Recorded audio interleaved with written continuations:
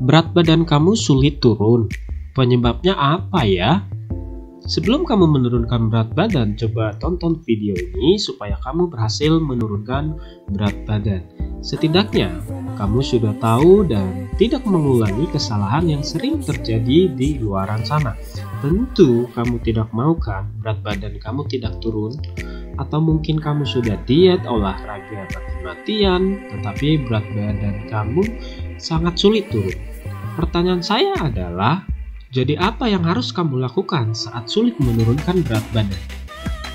Bisa saya tebak kebanyakan di posisi ini adalah pasrah dengan alasan, ya sudahlah kalau tidak turun, dengan wajah yang bingung dan kesal. Tetapi inilah yang sering terjadi di luaran sana. Harusnya dengan kondisi seperti ini, hal yang kamu lakukan adalah mengenali apa aja penyebab mempersulit menurunkan berat badan kamu. Di antaranya bisa kamu dengarkan next di video ini.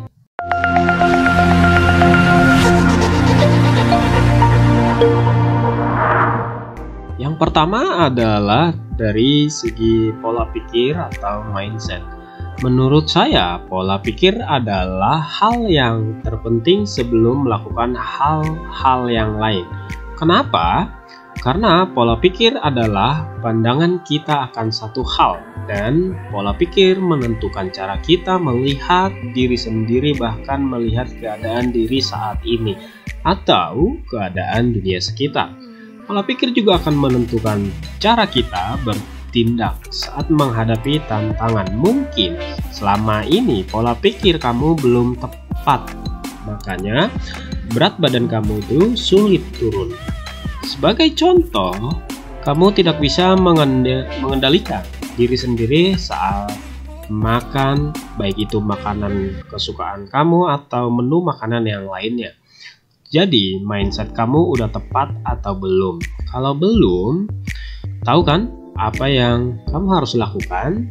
Kalau sudah dapat insight dari poin yang pertama, kita lanjut di penyebab kedua. Penyebab yang kedua, tidak mengetahui kebutuhan kalori diri sendiri. Apakah penting menghitung kalori? Kalau saran saya, penting. Umumnya, hal ini sangat berguna untuk meminimalkan cheat day yang salah dan saat diet, supaya tidak kebablasan dan mengetahui kira-kira seberapa besar kalori yang kamu butuhkan dalam sehari berdasarkan goal.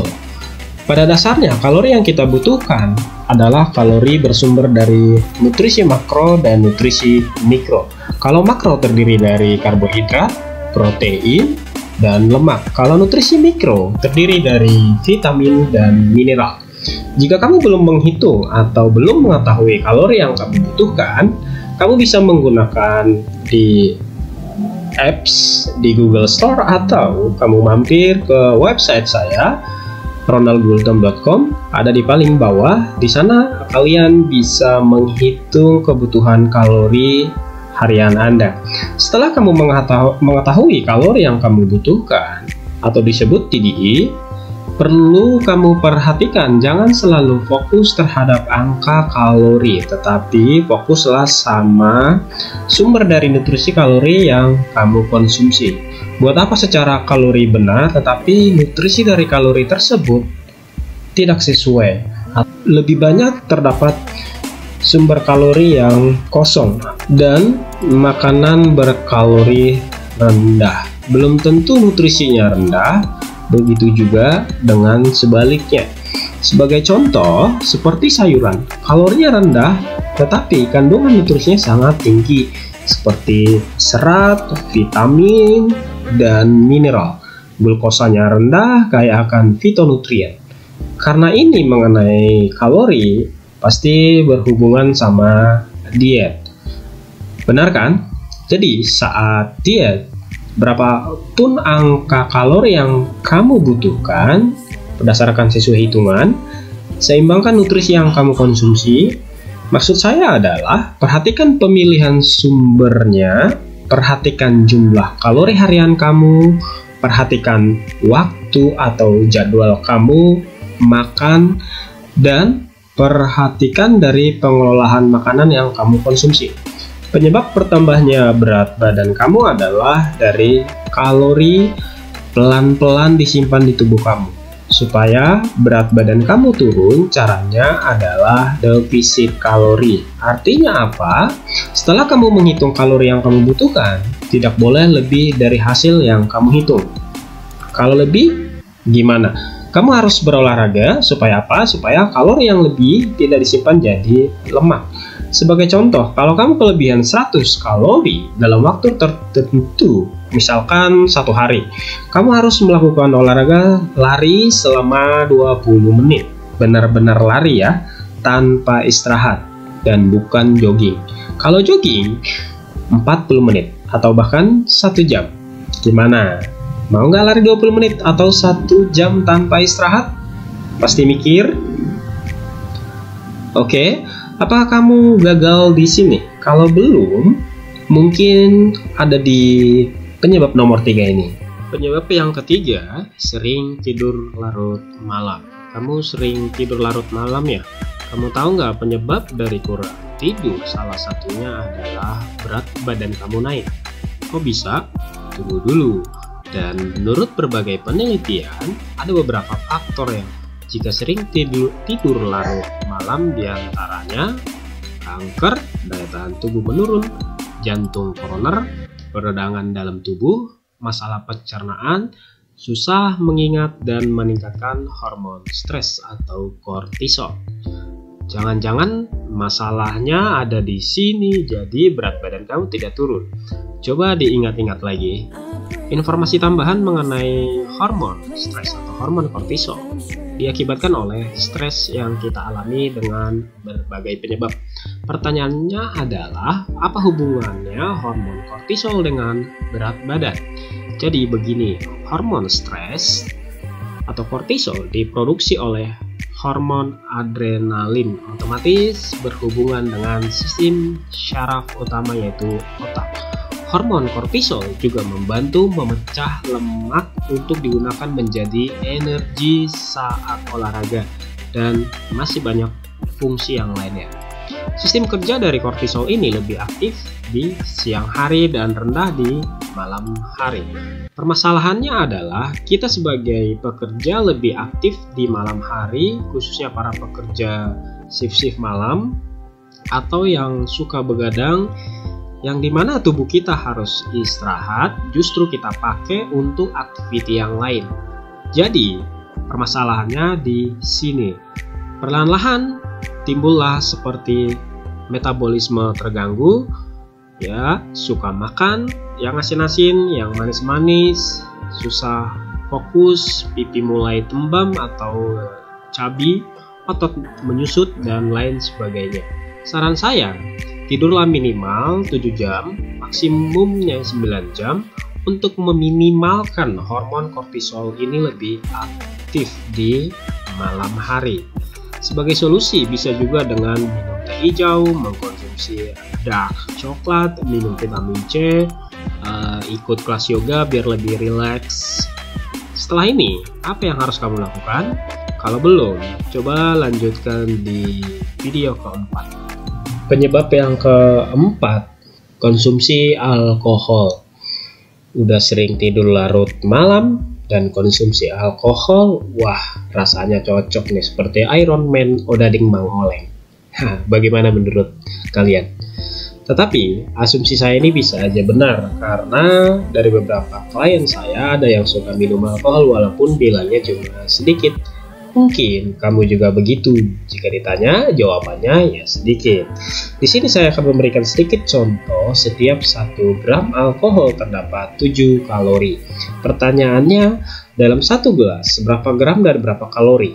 Sebagai ilustrasi, 1 botol bir yang sedang 80 kalori. Tentu tidak cukup dong, cuma 1 botol kamu minum pada saat kamu lagi berkumpul sama teman-teman kalian. Katakanlah total 3 botol. Jadi ketiga botol tersebut 240 kalori ditambah snack jadi 340 kalori. Kira-kira dalam beberapa jam kamu udah memasukkan berapa kalori? 340 lebih kan? Padahal dari pagi sampai malam sudah tersimpan 1300 kalori di badan kamu. Dengan kebutuhan kalori kamu atau TDE, Total Daily Energy Index Factor, itu 1500 kalori, katakanlah 1500. Jika kita balik ke poin yang kedua, sudah pasti melebihi dari TDE.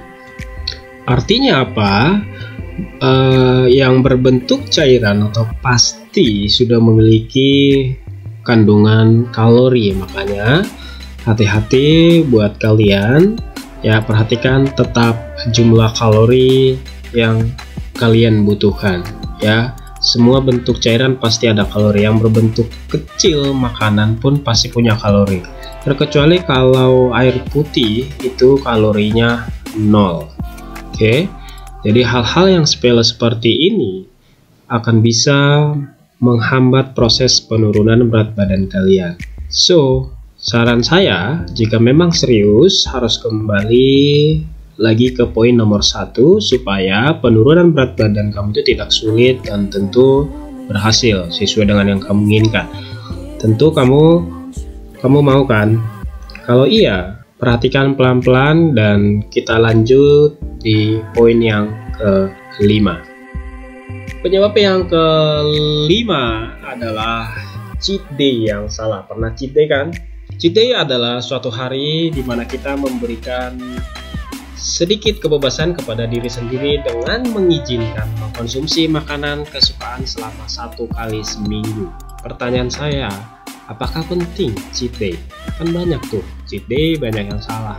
Malah ya begitulah. Sebelum kamu jawab, tujuan dari cheat day jika dilakukan dengan benar adalah dapat meningkatkan metabolisme dan mengisi ulang glikogen yang habis, sekaligus membuat tubuh tetap dalam fase membakar lemak. Namun umumnya yang sering terjadi adalah seperti harimau yang lepas dari kandang, buas jadinya. So, yang saya sarankan supaya cheat day kamu berhasil, tetap ingat di poin nomor 1 dan poin nomor 2. Apakah seperti itu yang kamu lakukan? Maksudnya balas dendam. Oke, sebagai patokan untuk cheat day, kamu harus mempertimbangkan hal ini. Yang pertama, tetap sesuai dengan meal plan, yaitu perhatikan pemilihan sumber dari karbohidrat, protein, dan lemak, dan jumlah kalorinya. Tetap harus perhatikan. Perhatikan jumlah kalori yang kamu butuhkan supaya tidak melebihi dari TDE. Seperti yang saya sampaikan, penyebab dari naik berat badan atau lemak tubuh kamu naik adalah dari kelebihan kalori.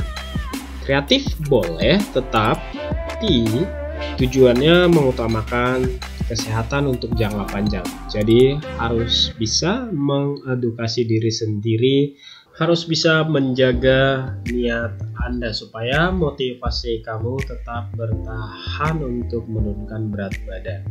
Kalau olahraga gimana? Apakah penting? Ya gimana ya? Tetap harus olahraga dan penting karena olahraga sangat membantu proses penurunan berat badan. Apapun olahraganya terkecuali catur. Oke guys, selesai sudah kelima penyebab sulit menurunkan berat badan dari saya. Bagaimana menurut teman-teman? Jika memang suka, bantu saya untuk subscribe, di share, dan di like. Semoga kelima penyebab sulit menurunkan berat badan bisa membantu kamu. Semoga informasi yang saya bagikan ini bisa membantu dan bermanfaat, khususnya buat kamu yang sudah mulai jenuh karena berat badannya sulit turun. Mungkin kelima poin yang saya bagikan ini sangat sederhana untuk kamu, tetapi saya yakin jika kamu lakukan dengan konsisten, pasti akan berhasil. Yang kamu butuhkan adalah menjalani prosesnya. Contoh kelima poin ini. Oke, semoga bisa.